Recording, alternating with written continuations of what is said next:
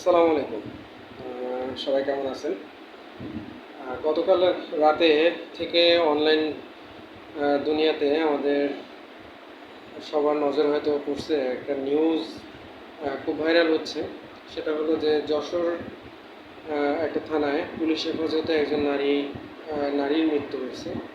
সেখানে তার সন্তান বলতেছে সে তার সামনেই তার মাকে পুলিশ মেরে ফ্যানের সাথে ঝুলে রাখছে। তো আসলে এই জিনিসটা বা এই নিউজটা দেখার পরে আসলে আমার আসলে বলা যায় যে জিনিসটা এতটাই খারাপ লাগতেছে যে আসলে ভাষায় প্রকাশ করতে পারবো না। আহ, আমার এই ঘটনার পরে আসলে বেশ কিছু কোশ্চেন আসতেছে। আমরা কি আসলেই কি পুলিশি রাষ্ট্রে বাস করতেছি কিনা, এটা ফার্স্ট কোশ্চেন। যারা এই কোশ্চেনে অ্যান্সার দিতে পারবেন আমি আসলে তাদের কাছে কোশ্চেনটা করতেছি আর কি, উত্তরটা তারা হয়তো বা দিবে। সেটা প্রশাসন হোক, পুলিশ প্রশাসন হোক বা যে প্রশাসনই হোক না কেন, যারা এটার সাথে সম্পৃক্ত। আমরা কি একটি পুলিশি রাষ্ট্রে বাস করতেছি কিনা, সে সাথে এই ঘটনাটা যদি ঘটে থাকে, এবং ঘটে থাকে এই জন্য বলতেছি কারণ নিউজ স্টার, ডেইলি স্টার পত্রিকা করছে, তাদের অনলাইন ফেসবুক পেজ থেকে আমি নিউজটা নিচ্ছি এবং ভিতরে পড়ার চেষ্টা করছি। তো আমি ধরলাম যে পুলিশ যেহেতু একজন নারীকে অ্যারেস্ট করছে, উনি অপরাধী, বা ধরে নিলাম সে অপরাধী, কিন্তু অপরাধী হলেও কি একজন নাগরিককে এভাবেই টর্চার করে হত্যা করা কোনো আইন বাংলাদেশে আছে কি না? এখন অনেকে বলবেন যে এটা হয়তো বা আইনে নাই বা এমন অনেক কিছু। তো আসলে আইনে থাকুক আর না থাকুক, আমাদের দেশের যে পুলিশ যে আইন দ্বারা নিয়ন্ত্রিত হয়, সরকার পুলিশকে যে আইন দ্বারা নিয়ন্ত্রণ করে, আমি কালকে ঘাটাঘাটি করতে যেয়ে দেখলাম এই আইনটি হলো যে সেই ব্রিটিশ আমলে 1800 সালের যে আইন, পুলিশ অধ্যাদেশ বা পুলিশ আইন দিয়ে পরিচালিত হচ্ছে। তাহলে আসলে এটা দ্বারা আমরা কি বোঝাতে চাচ্ছি বা কি বুঝতে পারতেছি? ব্রিটিশরা যখন এই দেশে শাসন করে, মানে এই দেশ বলতে ভারতীয় উপমহাদেশ শাসন করে, তখন তারা দুইটা আইন ফলো করতেন। একটা হলো ইংল্যান্ডের আইন, মানে ইংল্যান্ডে যারা বসবাস করে তাদের জন্য এক ধরনের আইন, আর তাদের কলোনি মানে এই উপমহাদেশে আমরা যারা বাস করি বা আমাদের পূর্বপুরুষে যারা বাস করছেন তাদের জন্য এক ধরনের আইন। তার মানে হলো যে ওখানে পুলিশের এক ধরনের আইনে পুলিশ পরিচালিত হইতো ব্রিটেনে, আর বা এই উপমহাদেশ মানে ভারতীয় উপমহাদেশে আরেক ধরনের আইনে পুলিশ পরিচালিত হইতো। তো তারা আমাদের এই দেশে বা উপমহাদেশে শাসন করতো এবং শোষণ করতো। এই শোষণ করার ফলে জনগণ মাঝে মাঝে বিদ্রোহ করতো, কন্টিনিউয়াসলি বিদ্রোহ করতো। সেই বিদ্রোহ ঠেকানোর জন্য তারা সেই ধরনের পৈশাচিক আইন দ্বারা তাদের পুলিশকে নিয়ন্ত্রণ করতো, পুলিশ দিয়ে জনগণকে নিয়ন্ত্রণ করতো। তো সেই আইনটাই এখনও আমাদের পুলিশ, সেই আইন দ্বারা আমাদের পুলিশ পরিচালিত হচ্ছে। তো স্বভাবতই প্রশ্ন জাগে, সেই আইন দ্বারা যদি পুলিশ নিয়ন্ত্রিত হয়, তাহলে তারা এখনও সেই ব্রিটিশ আমলের সেই পৈশাচিক যেই কানুন বা কায়দা দিয়েই এখন আমাদের নিয়ন্ত্রণ করতেছে। তো আমার কাছে আসলে আরও একটা কোশ্চেন জাগে, তাহলে কি আমরা স্বাধীন হয়ে আমাদের অধিকার ফেরত পাই নাই, বা আমরা আসলে স্বাধীন রাষ্ট্রের নাগরিক হতে পারি নাই? কারণ আমরা এদের স্বাধীন করছি, এই স্বাধীন করার ফলে আমাদের সকল কিছুই নিজেদের মতো করে আইন হওয়ার কথা ছিল। আমরা কেন এখনো ব্রিটিশদের পরিচালিত সেই আইন, চাপিয়ে দেওয়া আইনে আমরা এখনও পরিচালিত হচ্ছি, বা আমরা আমাদের পুলিশ প্রশাসনকে পরিচালিত করতেছি? আমি বলতেছি না এটা পুলিশ প্রশাসনের দোষ, এটা আমাদের রাষ্ট্রের দোষ, বা রাষ্ট্রের যারা কর্তা আছেন তাদের গাফলতি হোক, বা তাদের প্রয়োজনে তারা চালাচ্ছেন, এই ধরনের কিছু আমি মনে করতেছি। আপনারা কি মনে করতেছেন? আপনাদের কমেন্টস বক্সটা ওপেন আছে আমার, আপনারা সেখানে কমেন্টস করে জানাইতে পারেন।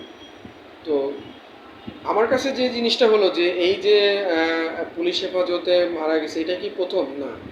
পুলিশ হেফাজতে পঙ্গু হয়ে গেছে, গুম হয়ে গেছে, হত্যা হয়েছে। যেমন আমাদের মিরপুরেও মানে পুলিশের হেফাজতে একজন ব্যবসায়ী মারা গেছিল অনেক আগে বলতে 4-5 বছর আগে। তখন ওসি সালাউদ্দিন নামে একজন ছিলেন। তার কিন্তু কোনো বিচার হয়নি। সে বরঞ্চ প্রমোশন হয়েছে। কিন্তু দেখেন, তার কিন্তু মৃত্যুটা করুণ হয়েছে। আমরা জঙ্গি বলি যে হোলি আর্টিজনে সেই জঙ্গি হামলায় কিন্তু তার মৃত্যুটা হয়েছিল। মজার ব্যাপার বলেন বা দুঃখের বিষয় বলেন, তার মৃত্যুতে মিরপুরে মিষ্টি বিতরণ হয়েছে এবং আমি সেই মিষ্টি খাইছি। যারা মিষ্টি বিতরণ করছে তাদের কাছ থেকে আমি সেই মিষ্টি খাইছি। মানে আপনারা বুঝতে পারেন যে একটা মানুষ বা একজন শিশুটা, সে তো আসলে সরকারের গভর্নমেন্টের একজন লোক। মানে গভর্নমেন্ট বলতে হলে আমি বলতে চাচ্ছি যে প্রশাসনের একজন লোক। তার মৃত্যুতে তার জনগণের তো আনন্দ উল্লাস করার কথা ছিল না, কিন্তু তার মৃত্যুতে মিরপুরবাসী মিষ্টি বিতরণ করছে।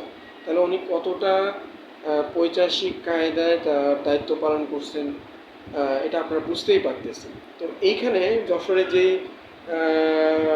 মহিলা বা আমরা বলি বোন বলি, বা কারো মা হবে, কারো বোন হবে, তো ওনাকে যেভাবে পুলিশ হেফাজতে হত্যা করা হয়েছে, তার সন্তান বলতেছিল যে তাকে মেরে প্যানের সাথে তার চুল দিয়ে বেঁধে রাখা হয়েছিল। তো জিনিসটা কতটা পৈশাচিক। যেই পুলিশ সদস্য এই কাজটা করছেন বা এই কাজগুলো করছেন, আপনার কাছে আমার আসলে কোশ্চেন বা প্রশ্নই যাই বলি না কেন, যে আপনার কি মা বোন নাই, বা আপনার কি সন্তান নাই, বা আপনার কোনো মেয়ে নাই, বা আদৌ হবে না সামনে? তো তার সাথেও যদি সেম আচরণ হয়, আসলে আপনি তখন কি করবেন? আপনি কি বিচার চাইতে আসবেন? যদিও এখন বিচার চেয়ে লাভ নাই। আমরা দেখছি যে মালিবাগে যখন ওই স্কুল ছাত্রী হত্যা হয়েছে, উনি মানে ছাত্রী যাচ্ছে রিক্সা দিয়ে স্কুল থেকে বাসায়, হঠাৎ করে গুলি এসে সে মারা গেছে। মানে মানে সে কেন মারা গেছে তার কোনো মানে মানে কারণ জানা নাই। তার বাবাকে বলা হয়েছিল আপনি বিচার চাইবেন না, সে বলছিল বিচার কার কাছে চাইব।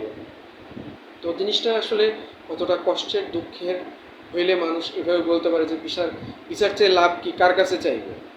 তো রাষ্ট্রটা যদি পুলিশি রাষ্ট্র হয়ে যায়, আসলে বিচারটা কার কাছে চাইবে? কথাটা আসলে আমারও, যে আমি বিচার কার কাছে চাইবো। তো পুলিশ প্রশাসনে এখনও সবাই খারাপ হয়ে গেছে, এটা আমি বিশ্বাস করি না। এখনও অনেক দৃষ্টান্ত আছে, আমরা অনেক দৃষ্টান্ত দেখছি। তো সেই ছোটোখাটো যে ইস্যুগুলো সামনে আমাদের আসে, সেটাকে যদি আমরা হাইলাইটস না করি, কিন্তু এই যে ধরলাম যে সে হাইলাইটস করলাম না, কিন্তু এই যে একটা মানুষের মৃত্যু, এটা নিয়ে কোনো কথা হচ্ছে না। আমার মানে খুব বলতে ইচ্ছা করে, আমাদের দেশে একটা শ্রেণী আছে সুশীল সমাজ নামে। তো ভাই, সুশীল সমাজের সেই হর্তাকর্তা ব্যক্তিরা, আপনাদের আসলে চেতনা কি একটু জাগছে? যদি জেগে থাকে তো প্লিজ বলবেন যে আসলে এই মৃত্যু নিয়ে আপনারা কি বলতে চাচ্ছেন বা কি বলতেছেন, কয়টা প্রতিবাদ করছেন। এখন এই মৃত্যুটা যদি কোনো গরিব মানুষের না হয়ে কোনো ধনী এলিট শ্রেণীর কারো হয়তো আমাদের মিডিয়াগুলো এতক্ষণে খুব মানে কান্নাকাটি শুরু করে দিই। তো দেশের জনগণ হিসেবে আসলে আমি মানে সেই পরিবারের কাছে এবং তার যে মৃত্যুবরণ করছে তার পরিবারের কাছে আসলে সমবেদনা জানাচ্ছি। কারণ আসলে এই জায়গায় আমিও থাকতে পারি বা আপনিও থাকতে পারেন। তো আসলে সরকারের কাছে বিচার চাইবো না, কারণ বিচার চেয়ে লাভ নাই। কারণ যাদের কাছে বিচার চাবো তারাই তো বিচারহীনতার কাজ করে যাচ্ছে। আমরা আজকে বিচারপতিদের কাছে বিচার চেয়ে মানে পাচ্ছি না।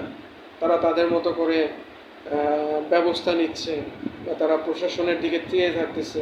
আমাদের দেশে এখন একটা ট্রেন্ড হয়ে গেছে যে কোনো অন্যায় সংগঠিত হলে কেউ বিচার চাইতে গেলে এখন বলে যে প্রধানমন্ত্রীর কাছে বিচার চাচ্ছি।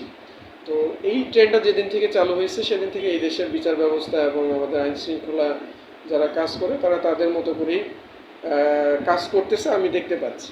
তো আলটিমেটলি আসলে আল্লাহর কাছে বিচার দিয়ে রাখলাম, আমি দিলাম, এবং যার যে মৃত্যুবরণ করছে তার পরিবারের লোকজনও হয়তো বা আল্লাহর কাছেই বিচার দিবে। এছাড়া আসলে দেওয়ার মতন আর কোনো অপশন নাই বর্তমানে এই দেশে, আমার কাছে মনে হয়। তো যাই হোক, এই নিউজটা দেখে আসলে খুবই খারাপ লাগছে। আল্লাহ তাকে ব্যস্ত নসিব করুক, এবং সেই সাথে হলো আসলে এরকম মৃত্যু বা এরকম হত্যাকাণ্ড যেন আর না হয়, সেটাও মানে দাবি রাখতেছি, বা কী বলবো, প্রশাসনের কাছে বলবো যে এই ধরনের মৃত্যু যেন না হয়, প্লিজ আপনারা ব্যবস্থা নিন। তো সবাই ভালো থাকবেন, সুস্থ থাকবেন। আল্লাহ হাফেজ।